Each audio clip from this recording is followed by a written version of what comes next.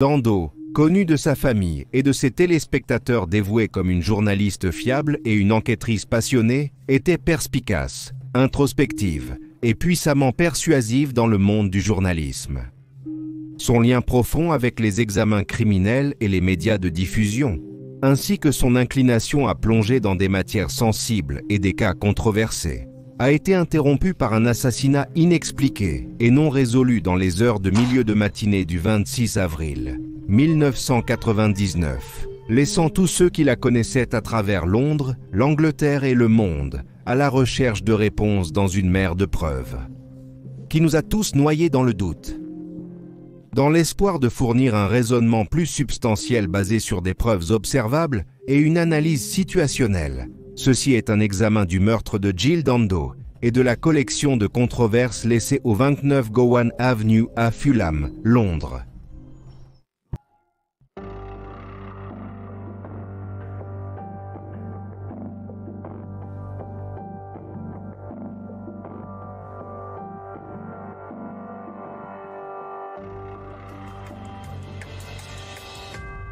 Ceci est Cold Case Detective.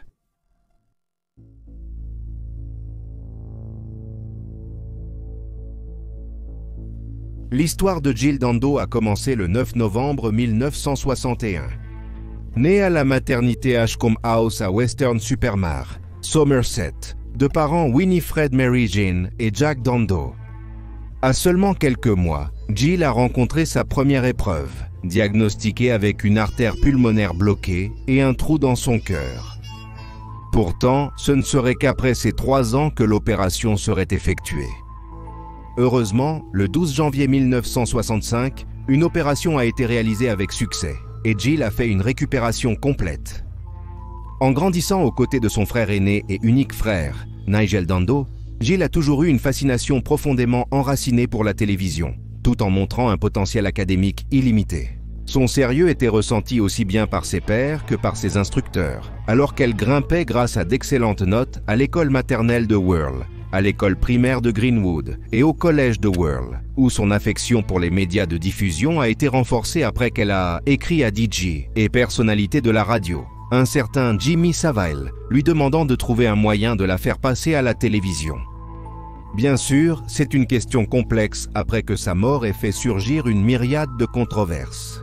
En 1979, Jill a reçu le statut de première fille au centre de 6e forme de Broad Oak, après avoir obtenu de hautes notes dans ses travaux de cours de niveau haut. Par la suite, la carrière de journaliste de Jill a commencé avec des cours à l'Institut d'enseignement supérieur du South Glamorgan, à Cardiff.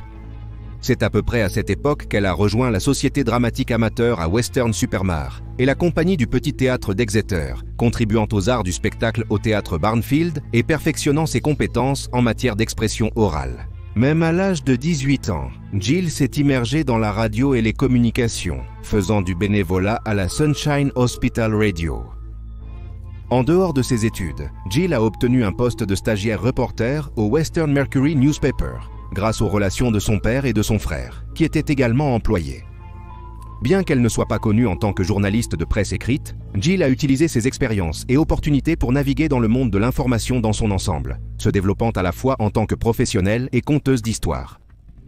5 ans plus tard, Jill a été repérée par John Lilly de la British Broadcasting Corporation Radio Devon, après avoir fait la transition de rédactrice à lectrice de nouvelles à la station pour leur programmation matinale. Ce travail l'a amenée à une autre filiale de la British Broadcasting Corporation, où elle a souhaité été la vedette de Spotlight Southwest. Pendant ses premiers temps avec la British Broadcasting Corporation, Jill a été confrontée à une crise personnelle lorsque sa mère est décédée, après avoir lutté contre la leucémie pendant 1 an et demi. Quelques années plus tard, Jill a élargi sa carrière de diffusion télévisée régionale, passant à la British Broadcasting Corporation Plymouth. Il ne se passerait pas beaucoup de temps avant que le sérieux et la personnalité exceptionnelle de Jill ne la conduisent à travailler à la télévision nationale à Londres, présentant de courts bulletins de la British Broadcasting Corporation sur leur chaîne de télévision British Broadcasting Corporation 1 et British Broadcasting Corporation 2. Tout au long de la première moitié des années 90, Jill a consolidé son héritage à travers plusieurs émissions, des programmes tels que Breakfast Time, The 6 O'Clock News, Holiday, Songs of Praise et plus célèbre encore, Crime Watch, qu'elle a piloté en tant que co-animatrice et présentatrice principale en 1995. Au sommet de la popularité de Jill et de sa position au sein de la British Broadcasting, elle a remporté le prix de la personnalité de l'année de la British Broadcasting Corporation en 1997, ainsi que le titre de la personnalité la plus en vue de la British Broadcasting Corporation.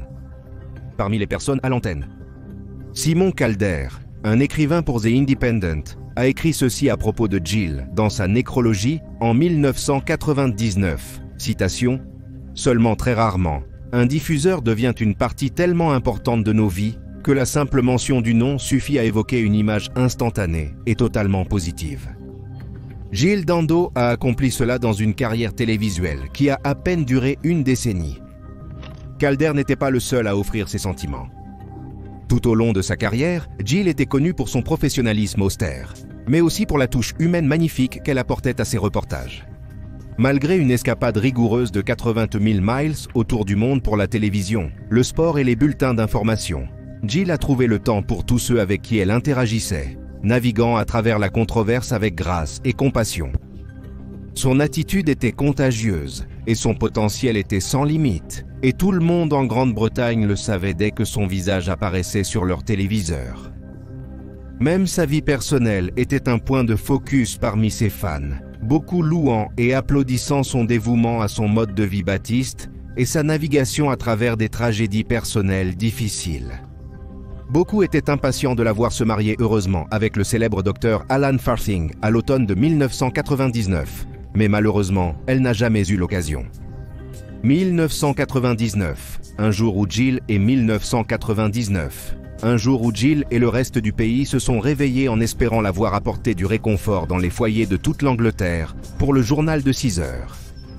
Au lieu de cela, les téléspectateurs de la British Broadcasting Corporation ont été confrontés à un type particulier de nouvelles de dernière minute, impliquant l'une des personnalités les plus aimées et les plus en vue à la télévision en Massian Otetways.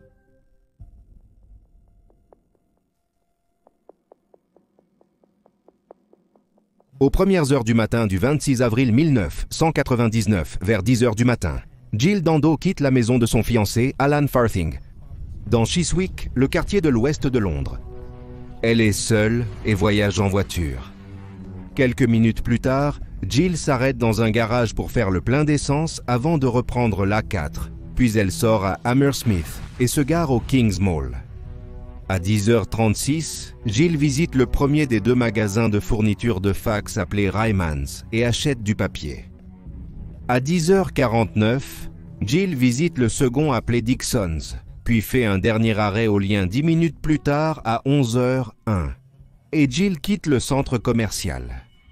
À 11h04, Jill est vue conduisant vers l'ouest le long de King Street, avant de faire demi-tour brusquement, passant sous le viaduc de Hammersmith et en direction de Fulham Palace Road.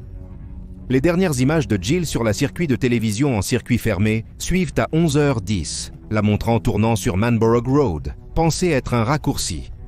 Entre 11h20 et 11h25, Jill s'arrête chez le poissonnier Cope pour acheter 2 filets de solde Douvres. Alors qu'elle est à l'intérieur du magasin, elle reçoit un appel téléphonique à 11h23, le dernier qu'elle décrocherait jamais. Vers 11h30, Jill revient chez elle, une maison rarement utilisée à Fulham. La maison est actuellement quelques minutes plus tard, à 11h31 du matin. Jill, quelques minutes plus tard, à 11h31 du matin, Jill se dirige vers le patio. À la porte d'entrée, elle tend la main, mais avant qu'elle puisse tourner la poignée, Jill Dando est abattue d'une seule balle, directement dans la tête. Bob Woffenden du Guardian décrira ce moment précis 3 ans plus tard, en 2002, disant « Alors que Dando s'apprêtait à mettre ses clés dans la serrure pour ouvrir la porte d'entrée de sa maison à Fulham, elle a été saisie par derrière. Avec son bras droit, l'agresseur la tenait et la forçait à se mettre à terre, de sorte que son visage touchait presque la marche carrelée du porche. Puis, avec sa main gauche, il a tiré un seul coup à son temple gauche, la tuant sur le coup. La balle est entrée dans sa tête juste au-dessus de son oreille, parallèlement au sol, et est sortie du côté droit de sa tête au même moment. Richard Hughes, vivant à côté, entend un cri de Jill. Comme il l'a expliqué plus tard, cela ressemblait à quelqu'un qui saluait un ami. Il n'entend aucun coup de feu, ne voit aucun meurtre, mais il aperçoit un homme quittant la scène. un homme blanc d'environ 6 pieds dans la quarantaine, plus tard identifié comme étant le tueur. 15 minutes passent, et à 11h46, le corps de Jill est découvert par Helen Doble, une autre voisine de la banlieue de Fulham, peu de temps après l'arrivée des secours et des autorités sur les lieux. Ils transportent immédiatement Jill à l'hôpital de Charing Cross. Environ 1 heure plus tard, Jill Dando est déclarée morte à son arrivée à 13h03. 6 mois plus tard, après des semaines de deuil public et d'enquêtes minutieuses, la police compile plus de 2500 entretiens, 1000 déclarations et d'innombrables pistes pour construire un vaste mais prometteur portefeuille de données de cas. Juste au nord du premier anniversaire du meurtre de Jill, la loi identifie leur suspect principal, le harceleur connu et délinquant sexuel Barry George. Barry attire l'attention de la police lorsqu'ils apprennent qu'il vit à moins d'1 kilomètre de la résidence de Jill Dando à Fulham et est surveillé par des agents en civil. Le 5 mai 2000, Barry est arrêté pour suspicion de meurtre. 3 jours plus tard, le 28 mai, il est officiellement inculpé, ce qui semble accélérer la résolution de la mort de Jill. 1 an passe et le 1er juillet 2001, Barry George est reconnu coupable du meurtre de Jill Dando à l'Old Bailey à Londres. Cependant, Barry continue de clamer son innocence. Il fait appel 3 fois en 6 ans, le 3e étant réussi en novembre de 2007, après que le procureur a perdu des preuves médico-légales discréditées. S'ensuit un autre procès de 8 semaines. Et le 1er août 2008, 85 mois après la condamnation initiale, Barry George est acquitté du meurtre et libéré. Plus d'1 décennie plus tard, les enquêteurs et tous ceux qui suivent l'assassinat inexpliqué de Jill trébuchent encore à travers des théories et rassemblent d'immenses toiles d'indices non connectés, trouvant des pistes chaudes qui les mènent seulement à des coins froids où les réponses les sont cachées par l'énorme quantité de suspects potentiels, de situations et de solutions.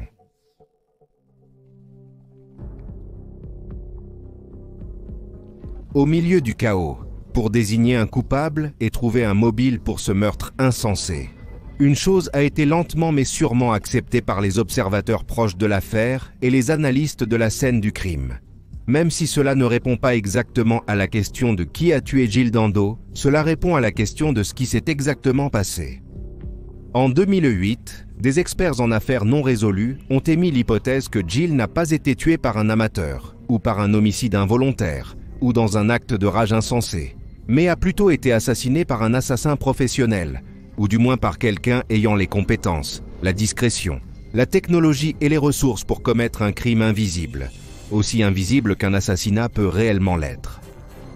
Ce type de meurtre a été qualifié d'exécution de contrat difficile, dans laquelle, je cite, « le canon de l'arme est en contact direct avec ce qui ou qui est visé au moment du tir ».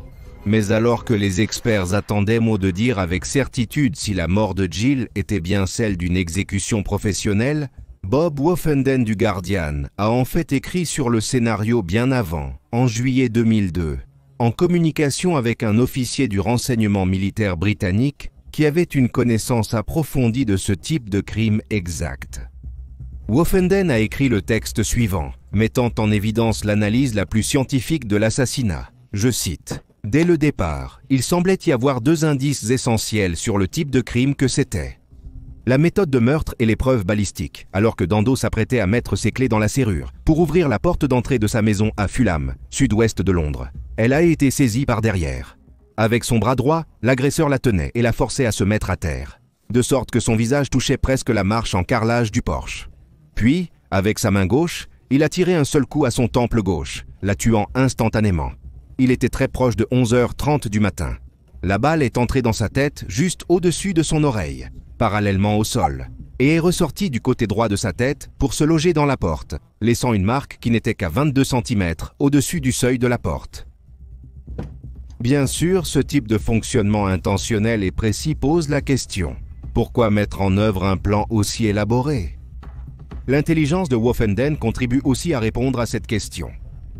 Comme mentionné précédemment, le voisin de Jill qui avait entendu son cri, n'a pas entendu de coup de feu en raison de la nature silencieuse des tirs à contact dur. Ce style a également empêché une projection de sang, ce qui permettrait à l'assassin de rester propre de toute preuve. C'était aussi une manière incroyablement rapide de commettre un meurtre, tout se passant en moins de 30 secondes, comme l'a supposé la police.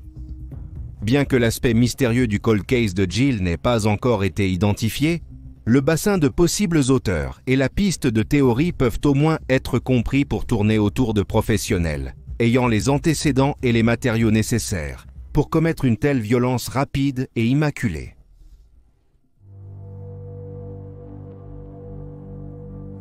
L'homicide inattendu de Jill Dando a suscité une vague intense d'examens avec des théories provenant de tous les coins du globe, alors que les enquêteurs et les détectives amateurs tentaient de résoudre cette énigme. Heureusement, avec le point de case expliqué précédemment, quelques-unes des théories sont maintenant rendues caduques, sans poids car elles ne prennent pas en compte que le meurtre a été commis de manière professionnelle. L'une de ces théories était que le sort de Jill était l'effet non intentionnel d'une erreur d'identité. En raison de la rapidité avec laquelle le meurtre a été commis, certains ont pensé que Jill avait été confondue avec quelqu'un d'autre par le tueur par erreur. Ils ont été rapides à souligner que Jill n'avait en réalité que très peu visité sa résidence depuis un certain temps, à cause de sa relation qui l'éloignait de Fulham. Mais la police a rétorqué en disant que, quel que soit le temps passé dans les appartements, le moment de l'arrivée de Jill chez elle indiquerait que c'était intentionnel. Une autre des théories sans éclat était que Jill a été assassinée par un amant mystérieux ou des ex-petits amis envieux. Cependant, un crime passionnel ne tient pas la route dans les combats quand il est évident que le tueur était d'un milieu qualifié. Et deuxièmement, il est hautement improbable que Jill sortait avec un assassin professionnel ou avait des relations avec quelqu'un qui correspondait au profil d'un bourreau. Presque personne dans la vie de Jill, ni amis, ni famille, ne pouvait confirmer ou même envisager cette théorie. Dans les semaines précédant sa mort, son frère, Nigel, a dit aux forces de l'ordre que sa sœur avait mentionné qu'un homme non identifié la dérangeait dans les jours précédant sa mort. Cependant, les détectives n'ont pas perdu de temps à écarter cette affirmation, et leurs milliers d'entretiens ont abouti à suffisamment de témoignages pour l'exclure, même en collectant l'énorme catalogue de registres téléphoniques de Jill, pour ne trouver aucun schéma inhabituel ou conversation suspecte. Après avoir abandonné ces hypothèses, les enquêteurs se sont plutôt tournés vers le cercle intime de Jill et vers les personnes qu'elle a clairement impactées à la fois par ses contacts professionnels et par ceux qui étaient liés aux histoires qu'elle partageait via les bulletins de nouvelles. Les forces de l'ordre ont ensuite enquêté sur les partenaires commerciaux de Jill, y compris son propre agent, John Roseman, qui s'est avancé et a carrément dit aux reporters qu'il avait effectivement été interrogé en tant que suspect. La police a également interrogé ceux qui pourraient être considérés comme des rivaux de Jill, des personnes à la fois au sein de l'infrastructure de la British Broadcasting Corporation et de ceux des réseaux opposés. Aucun sous-ensemble de personnes n'a fourni de pistes. Les regards se sont ensuite portés sur les groupes ciblés par le programme de crime réel de Jill. Les gens de l'émission Crime Watch qui ont été reconnus coupables grâce à ses reportages d'investigation ou pris en flagrant délit grâce à son influence indirecte. Les autorités ont passé en revue chacun de ces dossiers, décortiquant les détails et se concentrant sur ses instigateurs potentiels. Pourtant, une fois de plus, ce répertoire de victimes, entre guillemets, n'a proposé personne ayant les capacités de mener à bien l'exécution précise. Cependant, d'autres ont réagi à ces découvertes, arguant que les suspects eux-mêmes n'ont peut-être pas tué directement, mais ont plutôt engagé un tueur à gages pour exécuter leurs ordres. La police a suivi cette théorie, mais n'a de nouveau trouvé aucun élément pour la soutenir. Seule une affirmation à demi-cuite en 2014 a produit quelque chose qui pourrait être considéré comme suspect. À ce sujet, un ou des suspects non identifiés ont déclaré que Jill avait enquêté sur un réseau de pédophiles dans les années 90 et avait ensuite transmis directement ses conclusions à la direction de la British Broadcasting Corporation. Si cela était vrai, il y a une chance qu'une telle organisation perfide ait pris la peine de planifier une exécution vengeresse. Cependant, la British Broadcasting Corporation a nié avoir jamais reçu un tel dossier, immédiatement après que la revendication a été faite. À travers le brouillard et les miroirs, les accusations et les suppositions insensées, la théorie qui correspond à l'idée d'un assassinat professionnel avec un motif approprié trouve ses racines dans l'ancienne Yougoslavie, la Serbie et leur implication dans les reportages politiques de Jill. Au début de l'enquête officielle, un autre des agents de Jill a présenté une piste. Elle a révélé qu'une lettre très intensément écrite avec colère à Jill avait spécifiquement mentionné le caractère unilatéral d'un problème du comité d'urgence des catastrophes contre les territoires yougoslaves et serbes, un problème qui a été exclusivement rapporté par Jill. La lettre ne menaçait pas explicitement la vie de Jill, mais elle dégoulinait d'une attitude menaçante. Avec un lien possible avec des instigateurs spécifiques, les personnes associées au procès pour meurtre de Jill ont plongé plus profondément dans une réponse encore plus identifiable à qui l'a réellement fait. Michael Mansfield, 1100, l'avocat de Barry George, a beaucoup discuté des liens avec la Yougoslavie et la Serbie lors de l'audience initiale au tribunal. En fait, il a cité un seigneur de guerre serbe éminent, connu sous le nom d'Arkan, comme un chef de bande possible. Mansfield a proposé qu'Arkan aurait pu demander un assassinat de Jill en représailles du bombardement de l'OTAN sur le siège de la radio-télévision de Serbie à Belgrade. Cette proposition avait du sens à bien des égards. Tout d'abord et avant tout, le bombardement a eu lieu seulement 3 jours avant le meurtre de Jill, le 23 avril 1999. 17 personnes sont mortes en conséquence, ainsi que 16 blessures, y compris des civils innocents. Une réaction rapide et efficace aurait été souhaitée dans le feu de l'action par les chefs de la criminalité serbe. Parce que le bombardement a eu lieu à la station de radio-télévision, il serait approprié de se venger sur une personnalité de la radio ou de la télévision alliée. Mansfield a de nouveau théorisé que cela correspondrait au profil de Jill en tant que reporter de premier plan et à son récent appel à la diffusion pour l'aide aux réfugiés albanais, une question controversée avec les criminels serbes de Bosnie. Deuxièmement, la Yougoslavie avait un historique d'engagement dans des attaques de représailles, spécifiquement des assassinats contre des opposants politiques et leurs transgresseurs. Bien qu'ils soient tout connus pour éliminer des sujets croates, ils avaient également une histoire dans l'exécution d'autres nationalités. En fait, les dirigeants yougoslaves étaient connus pour éliminer des journalistes, y compris un qui avait exprimé des croyances en contradiction avec la Yougoslavie et la Serbie. Ce journaliste a été tué juste devant sa maison à Belgrade, de manière similaire à la situation de Jill Dando, et seulement quelques jours avant son assassinat. De plus, les tueurs à gages yougoslaves agissaient comme le prétendu tueur à gages dans le meurtre de Jill Dando. Ils travaillaient en petites équipes impliquant un tireur et un observateur ou un chauffeur de fuite. Ils planifiaient leur mission jusqu'au moindre détail, ciblant souvent leurs victimes à l'extérieur de leur maison pour éviter les erreurs d'identité et ne laissaient jamais derrière eux de preuves acides désoxyribonucléiques. Tous les éléments clés correspondent au meurtre de Jill Dando. Et malgré la prudence de la police autour de cette hypothèse, de nombreux journalistes et enquêteurs extérieurs pensent que c'est l'explication la plus viable, en regardant les schémas et l'histoire entourant Jill et ses seigneurs de guerre d'Europe du Sud-Est.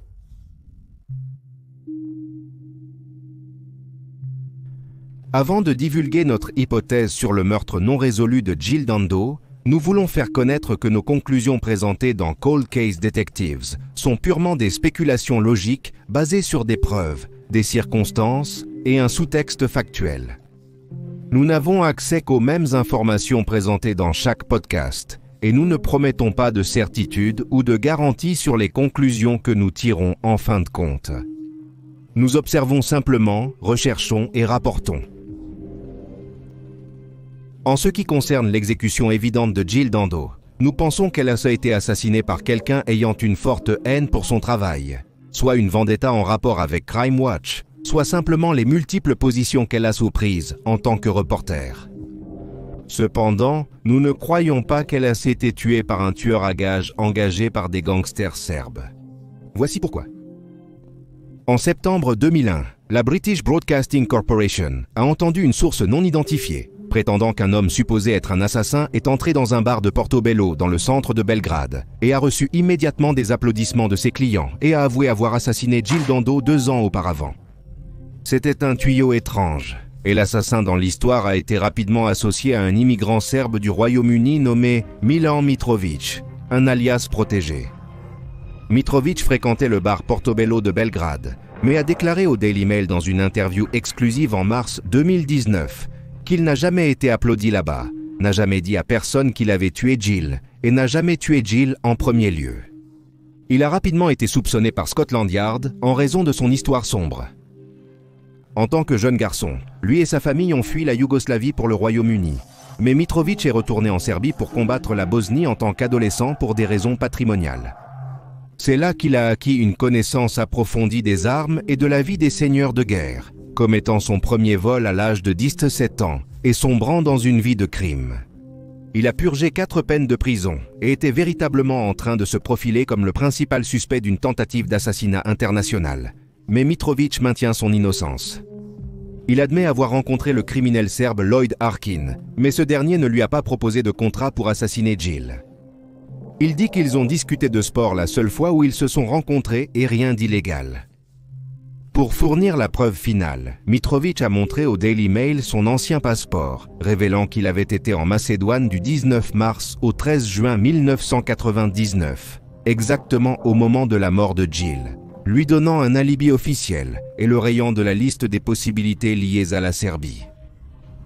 Même Arkin, le chef des gangsters, a fini par tomber dans l'oubli. John Simpson, rédacteur en chef des affaires mondiales de la British Broadcasting Corporation, a rencontré Arkin le jour où Jill a été assassinée, alors qu'il réalisait des reportages sur les bombardements de l'OTAN à Belgrade. Dans une interview avec la police, Simpson a déclaré qu'Arkin lui avait dit qu'il n'avait même jamais entendu parler de Jill Dando ce jour d'avril 1999, et encore moins appelé à sa mort. Simpson a terminé l'interview en soulignant que si Arkin voulait vraiment se venger de l'OTAN en tuant un journaliste britannique de renom, il aurait tout simplement tué Simpson sur place. La vengeance des rebelles serbes aurait nécessité une conclusion fanfaronne. De nombreux experts politiques affirment qu'ils en auraient revendiqué le mérite. Ils ne seraient pas partis tranquillement. En plus de la très faible chance qu'ils aient pu organiser un coup contre Jill dans les quelques jours qui ont suivi les véritables bombardements de l'OTAN. L'analyse médico-légale suggère que le meurtre n'était pas l'œuvre d'un véritable chasseur de primes professionnel. Le Daily Mail a écrit dans le réexamen de 2019 des balles, 2 mm plus courtes que les munitions standards, auraient une faible vitesse à la bouche du canon. Les rayures de sertissage de l'étui ou un outil pointu avaient été utilisés, peut-être pour renforcer sa prise sur les balles. Ce n'était pas l'arme d'un assassin professionnel. De plus, ils ont souligné le fait qu'une balle a été laissée sur le pas de la porte de Jill en premier lieu. Tout semblait si élégant et prémédité. Mais le fait est qu'un tueur froid vraiment efficace ne laisserait pas une telle erreur évidente. Malgré tout cela, nous croyons toujours que le tueur était intentionnel et n'avait aucun remords dans son meurtre. En colère contre Jill et probablement contre la British Broadcasting Corporation en général, pour leur diligence à arrêter les criminels et à faire connaître leurs convictions politiques. Tony Hall, responsable des actualités de la British Broadcasting Corporation en 1999, a reçu des appels téléphoniques menaçants et des messages en colère d'appelants inconnus dans les jours et les semaines suivant la mort de Jill, potentiellement du tueur cherchant à avoir un impact supplémentaire. L'affection nationale pour Jill aurait pu détourner certains criminels ou instigateurs du droit chemin. Et si elle a effectivement poussé la mauvaise personne à agir, il n'est pas hors de question qu'un de ces rapports ait allumé la flamme de quelqu'un qui avait assez d'informations et qui est allé à l'extrême pour résoudre ses insécurités. Alors que les premiers rapports indiquaient que la vidéosurveillance ne montrait aucun signe de poursuite contre Jill le 26 avril, et que les entretiens avec les personnes de son entourage ne contenaient aucun indice que Jill était agitée ou paranoïaque, de nouvelles mises à jour du dossier suggèrent le contraire pour le premier point. 6 personnes différentes sur l'avenue Gowan ont plus tard déclaré qu'elles avaient à toutes vu un homme de constitution similaire dans leur rue, d'une apparence, je cite, « basanée ou méditerranéenne », à la fois la veille et le matin du meurtre. Cela coïncide avec un autre témoignage d'un employé du magasin de poissonniers qui a aidé Jill à encaisser ce matin fatidique. L'employé a déclaré qu'un homme d'âge moyen à avancer de la même carrure a été vu traînant seul, portant un costume et tenant un téléphone portable. L'employé a vu cet homme quelques secondes avant d'aider Jill et pouvait dire que quelque chose n'allait pas, disant au Daily Mail qu'il semblait dérangé par l'indécision. Était-ce une coïncidence ? Peut-être, mais plus probablement, cet homme est un suspect et pourrait même être celui qui a appuyé sur la gâchette. Ce que nous savons presque certainement, c'est que la mort n'était pas le résultat d'un vol raté ou d'une tentative de vol. Les bijoux et les portefeuilles de Jill étaient en sur elle, et elle ne présentait aucun signe physique qu'une altercation ait eu lieu, comme des ecchymoses ou des empreintes de mains sur la peau, ou des marques de griffures. Il n'y a eu aucune lutte, juste un cri, suivi d'un silence. Nous ne saurons probablement jamais qui a exactement tué Jill Dando, sauf si une admission de culpabilité inattendue a lieu, ou à moins que l'arme du meurtre ne soit retrouvée. Qui que soit l'agresseur, il avait l'intention, il avait du talent, mais il n'était pas parfait. Ils ont été prudents pour effectuer un assassinat aussi silencieux que possible, sans silencieux, mais pas assez intelligent pour se souvenir de ramasser les seules balles dorées par la suite. Ils étaient assez intelligents pour entrer et sortir rapidement, mais ont eu beaucoup de chances d'être sauvés. Ils étaient assez malins pour attraper Jill dans sa maison calme, mais pas assez pour effacer toute preuve médico-légale. En fait, les enquêteurs auraient probablement obtenu un indice ou une piste majeure, mais dans la précipitation folle pour réanimer Jill par les médecins, la scène du crime a été perturbée au-delà de toute récupération. L'exécution à proximité immédiate aurait pu entraîner le transfert d'une seule fibre ou brin d'acide désoxyribonucléique sur le corps, mais lors de l'enlèvement du chemisier de Jill et des procédures de réanimation pratiquées juste là sur le seuil de la porte, la police n'a eu aucune chance d'inspecter la scène. Non seulement Jill a été perdue là, sur le seuil du 26 Gowan Avenue, mais c'est aussi là que la plus grande opportunité d'identifier qui aurait pu la laisser là a été perdue. Malgré le malheur, ce n'est pas ainsi que Jill Dando sera rappelée. Son image durable ne sera pas celle d'un tas froissé contre sa porte d'entrée, mais plutôt celle d'une icône persévérante et professionnelle des médias mondiaux, une conteuse de cœur et une leader optimiste par l'âme. Elle était courageuse, elle était respectueuse, elle n'a jamais eu peur de s'attacher et de trouver les réponses aux questions les plus complexes de la vie. Elle cherchait à faire ce que nous espérons faire ici à Cold Case Detective, apporter de la lumière aux victimes oubliées de crimes tourmentants et lutter fidèlement pour trouver ceux responsables de telles monstruosités. Elle était un phare, non seulement en tant que reporter, mais aussi en tant qu'être humain brillant. Puissions-nous combiner nos efforts pour garder sa mémoire vivante et chercher la fin méritée de l'histoire de Jill Dando. Ceci a été Cold Case Detective.